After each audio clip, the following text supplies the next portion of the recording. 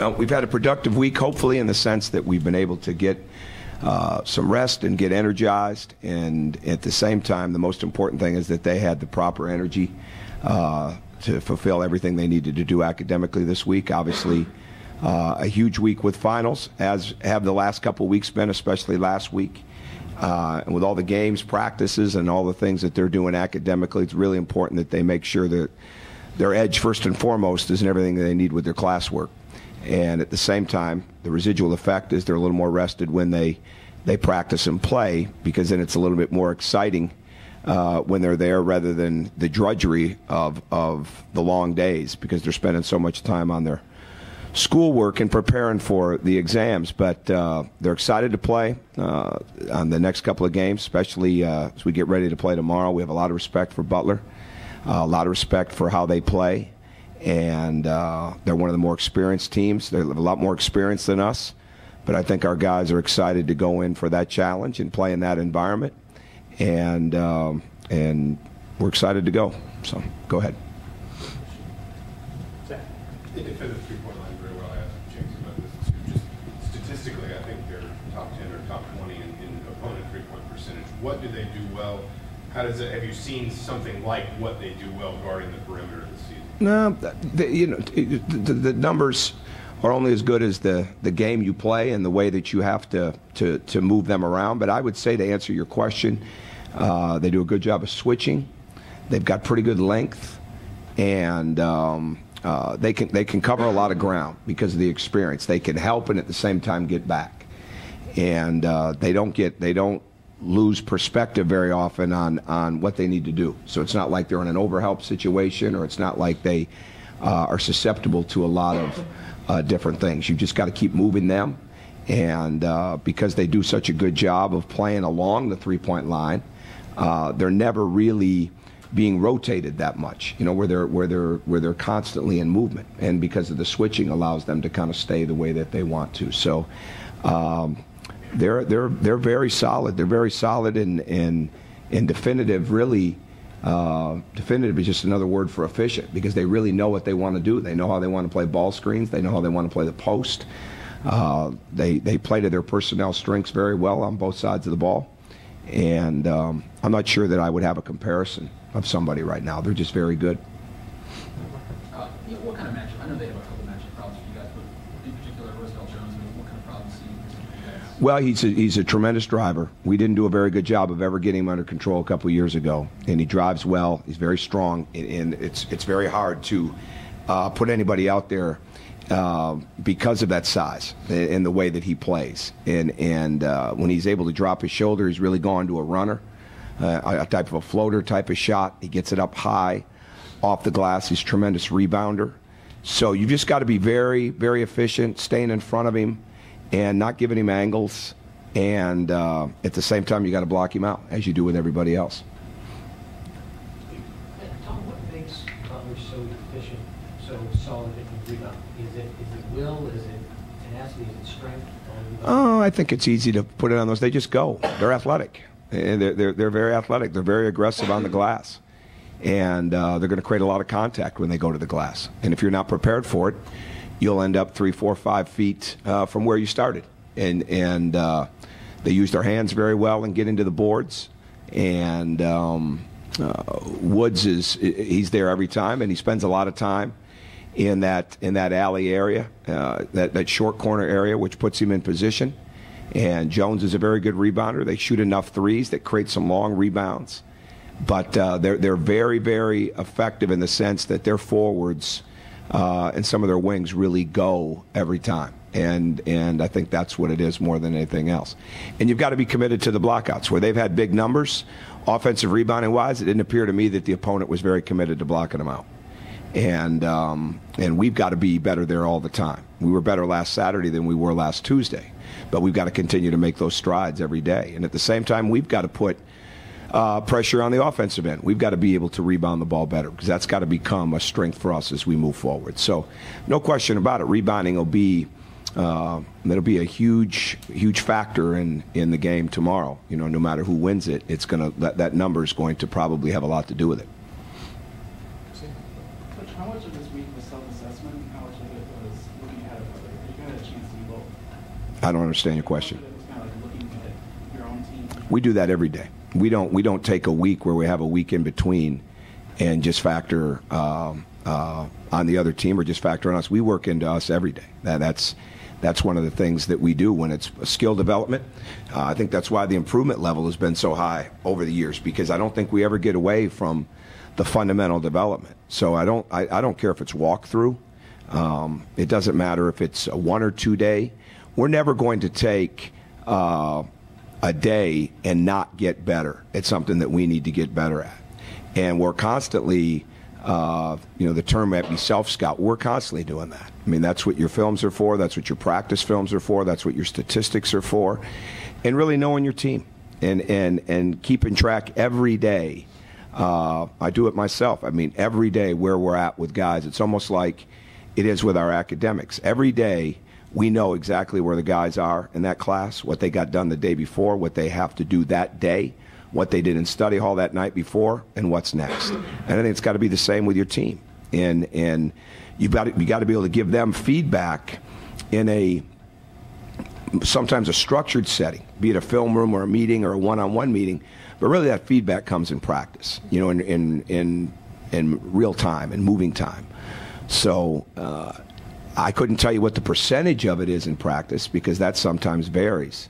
But I don't think you'd have the improvement that we've had in players with the shooting, with the ball handling, with the perimeter play, all those different things defensively as guys get better through the year if we weren't focusing on what we need to do.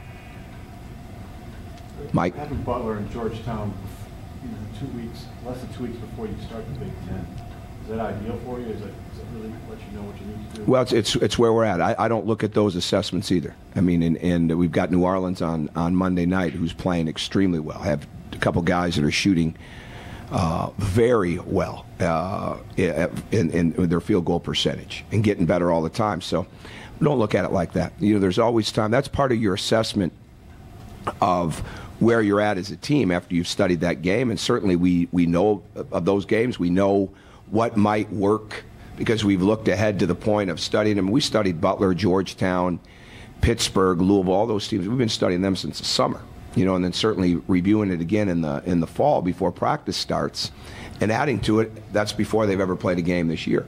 So with that, you're able to put stuff in motion a lot earlier. That not necessarily their sets, but how you want to attack, how you want to defend it, and it's always not. Sometimes you can use similarities, but we're very much a game plan team. We're very much game plan specific. That's why we play different defenses. That's why we have different matchups. That's why we'll do different things inside of the game, sometimes inside of the possession, and that's where what they're running and what their strengths are come into it. But I think you're constantly looking at where your team is at after every game, and then you're getting that ready for the next practice, which hopefully leads to the next game. And over the last couple of weeks, we have gotten better through the week. Like I mentioned, I think the other day, that's key, that we get better throughout the week. And that's why the improvement constantly is got to be at the forefront, the fundamental improvement of your team. And that, like this week, there's just a little more time to do it because there's not as many games. But it's a little bit more compact because of what they're doing academically and because of the time that we want to try to do our very best to have everybody there at once. It doesn't always work out that way, but sometimes you may practice late, you may practice early, but it's definitely about getting ready for the game. But you're always looking forward to the point where, okay, if we work on this is going to help us in 2 weeks. So I think there's some of that too. Kellen Dunham, who can step out to 25, 26 feet, how does somebody like him change how you approach the game? Doesn't change it at all. We play against great shooters all the time. What he does is there's a lot of movement after he makes the catch. There's a lot of shot faking, putting his shoulder into you, jumping into you. You have to be very, very smart with how you defend him. And he's very good at creating that contact and certainly having it appear that the defense created the contact. So you've got to be very disciplined in how you guard him. And you've got to have great discipline and verticality once he gets the ball picked up because there's so much movement after the catch. So the bottom line is he's more than just a shooter. He's a scorer. He's a guy that can drive it. He's got an arsenal of different things that he can get to off the dribble. And you've got to be very, very disciplined, not only with your individual defense, but with your team defense with him. Because obviously there's other guys on the court that can make a lot of shots as well. Pete? This particular event, the Crossroads Classic, your thoughts on it, has it changed over the years? Do you like it more or less, or what do you think? It's really good for the state. I mean, it's something that was put together years ago and continues to be something that we're going to play for the years to come. And it puts 4 teams in there that are all pretty good. You know, maybe someday there comes a point where the other teams in the state are in an event like this, and it's even a longer day or over a 2-day period. You know, something like that, because it's a great recognition for everybody in the state of Indiana. All right, and no matter what network's covering it, everybody has a chance to see it, right? But there's a lot of great basketball in the state of Indiana. You know, I maybe the day comes that it's not only the Division I teams in the state, but maybe there's Marion or DePaul or Wabash or somebody like that, and they get a chance to play in Bankers Life. I'm not trying to play promoter and schedule maker, but I mean, it's a great state. So the more that you can get, people to see that, you know, and see there's a lot of really good basketball here, the better it would be. But the bottom line is, every time you're in it, you're playing a very tough opponent. And that's what's most important, and that's what's most challenging. Anything else? You mentioned yesterday, I guess, on the radio, just talking about Devin, sorry.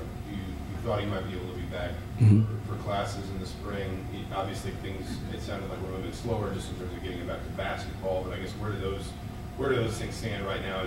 I imagine now is kind of a natural point to assess. No, it's really, well, it's that, again, that's being assessed by the doctors at different times. But it's really having a plan for either way, which we've had for some time now. And, you know, whether he was going to be able to come back and play, whether he was not going to be able to come back and play, if he can't play, how much school can he have? And we just want to be set for whatever the doctors feel is the best situation. And we're getting closer to that. I mean, we're still, there's still a long time before the semester starts. He's still got a lot of healing to do before the next semester starts. But as far as any time looking at him being on the court right now, nobody sees that right now.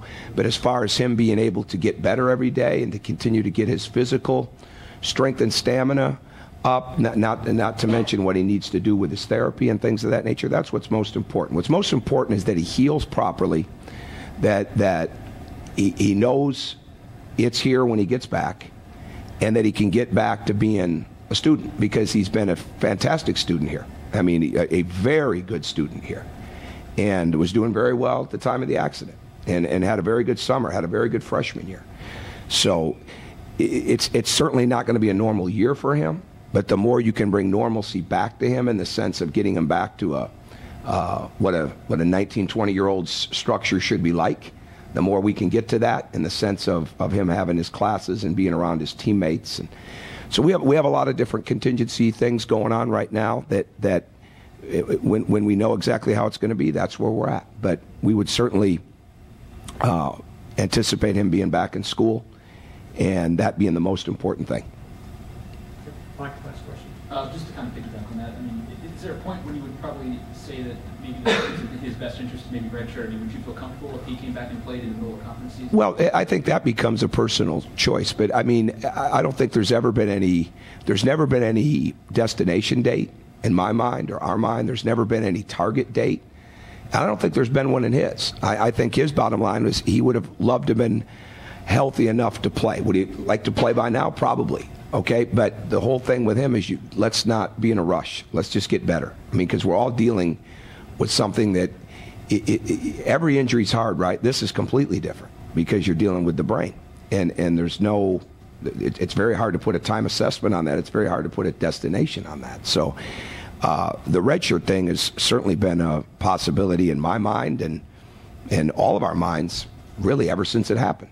You know, I mean, the progress he's made compared to where he's been, I mean, I can't tell you how inspiring that is. Is it as much progress as he would probably like to make? No, he'd have liked to play to the first night. It just doesn't work that way. So either way, he's going to be in a really good spot. And again, we just continue to follow what the doctors are doing, what his rehab specialists are doing, what his therapists are doing. And we have great communication, but at the same time, the bridge is our doctors and those doctors that are working with him constantly that way. And then we're ready either way. Because no matter when he comes back, it's not like it's just going to be back to normal. I mean, so we're going to have to make sure that we're set up and equipped for that. But we're looking forward to that. We're ready for that. And it's like anything else. If they came back and said, okay, he's coming back today, it wouldn't take us very few minutes to get ready, you know. But it's not that he is, but that's kind of the plan that you have to have. Okay? Thanks. Thanks, Tom.